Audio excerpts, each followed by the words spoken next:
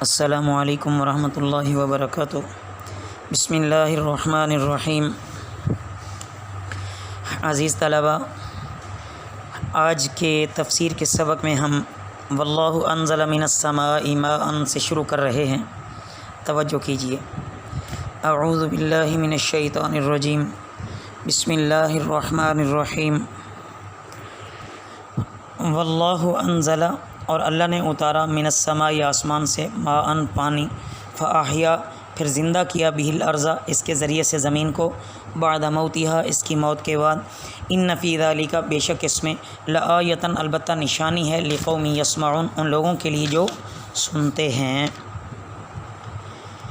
عزیز طلباء، اس آیت مبارکہ میں مومن اور کافر کی ایک مثال بیان کی جا رہی ہے کہ جیسے رحمت کی بارش برستی ہے نا، تو اس سے خشک زمین ہری بھری ہو جاتی ہے، مردہ زمین میں بھی جان آ جاتی ہے، سبزہ اور کھیت لہلہانے لگتے ہیں۔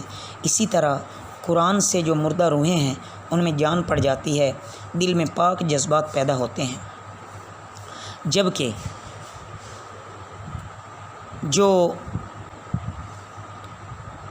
جاہل مردہ دل ہیں، ان کی دلوں کی زندگی بھی اسی قرآن سے ہی وابستہ ہے کہ اگر وہ چاہیں تو ذریعہ تو ہے وہ زندگی کا، وہ بھی اس کے ذریعے سے اپنے دل کو زندہ کر سکتے ہیں، دل کے کانوں سے سننے والے زندہ ہو جائیں گے۔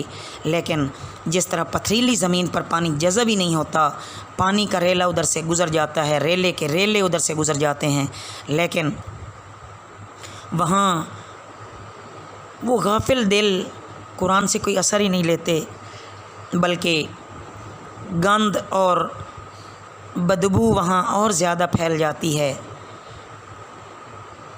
تو بعین ہی اسی طرح کافروں کا دل ہے کہ چہ جائے کہ یہ اس سے ہدایت حاصل کریں، اس سے رہنمائی حاصل کریں، یہ مزید ہٹ دھرمیوں کا شکار ہوتے ہیں، عناد پرستی اختیار کرتے ہیں۔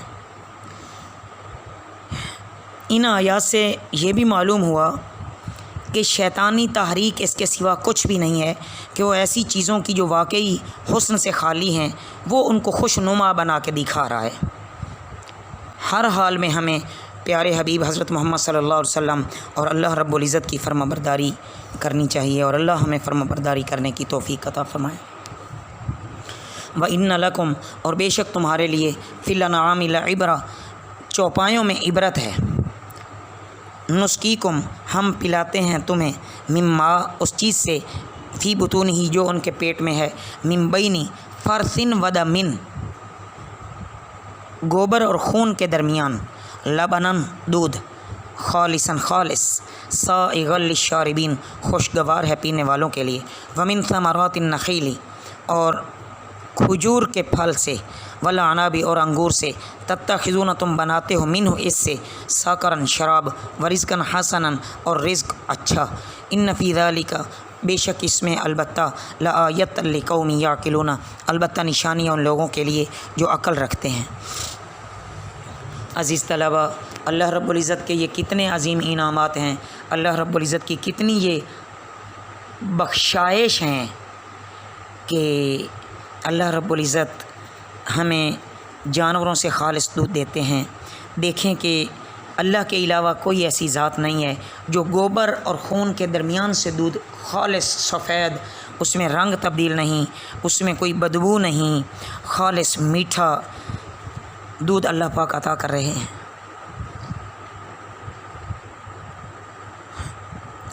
جانور جو گھاس اور چارہ کھاتے ہیں تو غذا پیٹ میں پہنچ کر 3 چیزوں میں تبدیل ہوتی ہے، کچھ اجزاء فضلہ وغیرہ بن کے باہر نکل جاتے ہیں، کچھ خون بن کر رگوں میں پھیل جاتا ہے، اور بعض چیزیں وہ خون بن جاتی ہیں، اور ان دونوں چیزوں کے درمیان، خون اور گوبر یعنی فضلہ اور خون کے درمیان، اللہ ایک تیسری چیز تیار کرتے ہیں، اور وہ دودھ ہے، اور وہ اللہ کے علاوہ اور کوئی ذات نہیں ہے جو نہایت پاک، طیب اور خوشگوار چیز دودھ جیسی تیار کرے۔ دیکھیں پھر اللہ رب العزت نے کیسا عجیب نظام بنایا ہوگا کہ ہر ایک چیز اپنے راستے سے خارج بھی ہو رہی ہے، ہر چیز اپنے راستے سے جا بھی رہی ہے۔ خون کے لیے اپنی نالیاں ہیں، گوبر فضلہ کے لیے اپنے الگ راستے ہیں، دودھ کے لیے ایک الگ نظام ہے۔ تو عزیز طلباء، اگر انسان غور کرے تو اس میں بہت بڑی نشانیاں ہیں، اور کوئی بھی ذی شعور انسان اللہ کو وحدہ لا شریک ماننے سے انکار نہیں کرے گا، بلکہ وہ اللہ کو ہی وحدہ لا شریک مانے گا۔ پھر انسانی غذا میں سے دودھ سے بہتر کوئی غذا نہیں ہے۔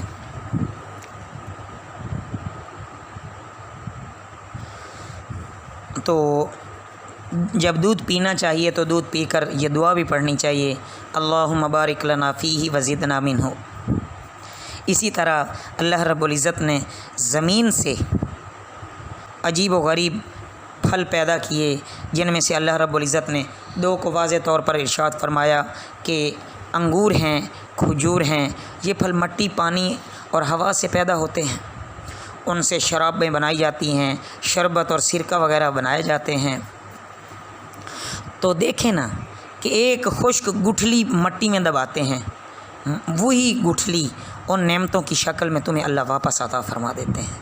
صرف ایک گٹھلی ڈالنے سے اللہ رب العزت پتہ نہیں کتنے سال ہا سال آپ لوگوں کو ایک گٹھلی کے بدلے پھل بھی دے رہے ہیں، گٹھلیاں بھی دے رہے ہیں۔ یہ اللہ کے سوا کوئی کرنے والا نہیں ہے۔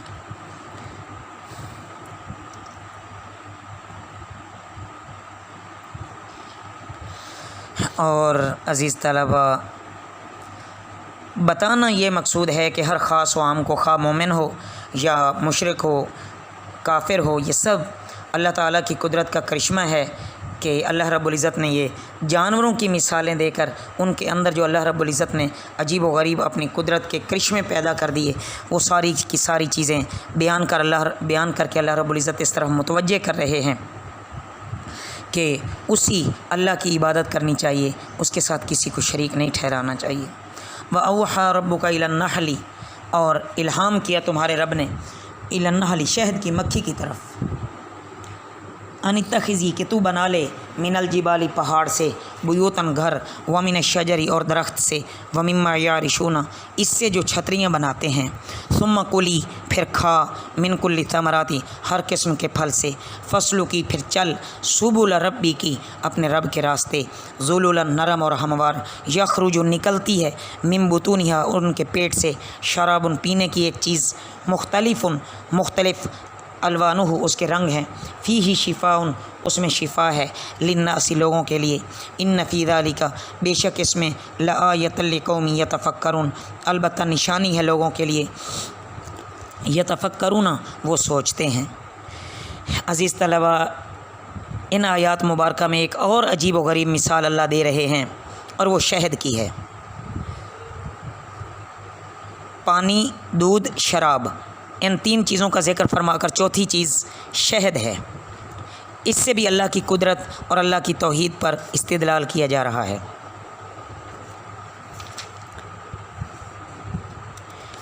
شہد کی مکھی کا عجیب ہی طریقہ ہے۔ اللہ رب العزت نے اس کو سارا کام اللہ ہی نے تو سکھایا ہے۔ ساری مکھیاں ایک بڑی مکھی کے ماتحت رہ کر پوری فرما برداری کے ساتھ کام کرتی ہیں۔ ان کے سب خانے مسدس ہوتے ہیں، مسدس شکل میں۔ یہ پھلوں اور پھولوں سے رس چوسنے کی تعلیم اللہ نے ان کو عطا فرمائی۔ کوئی خوشگوار ہوتا ہے، کوئی ناخوشگوار ہوتا ہے، کوئی شیریں پھل، کوئی تلخ پھل۔ شہد کا جو رنگ مقرر ہے، سفید، سرخ یا زرد، اس میں کوئی فرق نہیں آتا۔ ان میں اس چھتے میں داخل ہونے اور نکلنے کا راستہ اللہ نے ان کو بتایا۔ پھر جو مکھی داخل ہوتی ہے، اگر کسی گندی چیز پر بیٹھ کر آتی ہے تو دوسری مکھیاں اس کو سونگھ کر اندر داخل ہونے دیتی ہیں۔ اگر وہ گندی چیز پر بیٹھ کر آتی ہے تو مکھیاں اس کو اندر داخل ہی نہیں ہونے دیتی۔ تو یہ ساری چیزیں القاء کس نے کی ہیں؟ اللہ نے کی ہیں۔ اللہ رب العزت نے شہد کی خصوصیات اور فضائل بیان فرمائے۔ اللہ رب العزت نے شہد کو مومنوں کے لیے شفا فرمایا ہے۔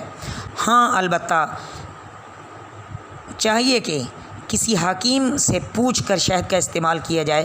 تو اللہ رب العزت کے پیارے حبیب صلی اللہ علیہ وسلم نے جو اس میں فرمایا کہ شہد پیے اور شفا نہ ہو، ایسا ہو نہیں سکتا، تو وہ حکیم کے بتانے کے طریقے سے ہے، ورنہ انسان اگر اپنی مرضی سے استعمال کرے گا اور پھر وہ کہے کہ نبی کریم صلی اللہ علیہ وسلم نے تو یہ فرمایا تھا لیکن مجھے شفا نہیں ہوئی، تو وہ اپنے طریقۂ کار پر غور کرے۔